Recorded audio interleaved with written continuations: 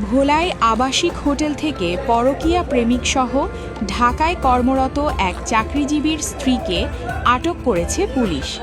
গত ২ জানুয়ারি শুক্রবার মধ্যরাতে ভোলা সদর মডেল থানাধীন পৌরসভা ৫ নং ওয়ার্ডের মহাজনপট্টি সংলগ্ন হাবিব আবাসিক হোটেলের ৩য় তলার ১১৭ নম্বর কক্ষ থেকে তাদের আটক করা হয়।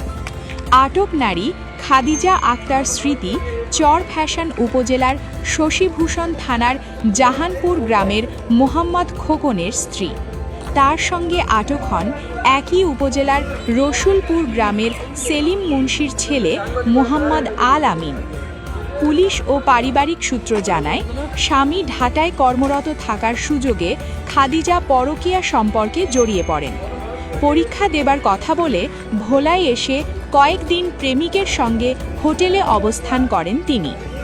বিষয়টি সন্দেহ হলে স্বামী শশীভূষণ থানায় জিডি করেন। পরে মোবাইল ট্র্যাকিংয়ের মাধ্যমে অবস্থান নিশ্চিত করে ভোলা সদর থানা পুলিশ অভিযান চালিয়ে তাদের আটক করে। ভোলা সদর মডেল থানার এসআই মোহাম্মদ আলাউদ্দিন জানান, জিডির ভিত্তিতে অভিযান চালিয়ে তাদের আটক করা হয়েছে। পরবর্তীতে নারী নিজেই প্রেমিককে বিবাদী করে মামলা দায়ের করেন।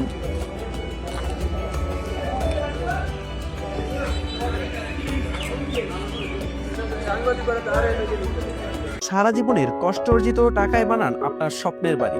ডিজাইন হোক নিখুঁত, নির্মাণ হোক নির্ভরযোগ্য, আমরা দিচ্ছি আধুনিক টেকসই আপনার বাজেট অনুযায়ী ডিজাইন। আজই কল করুন আমাদের দেওয়া নাম্বারে। আপনার স্বপ্নের বাড়ি শুরু হোক ডিজাইন দিয়ে।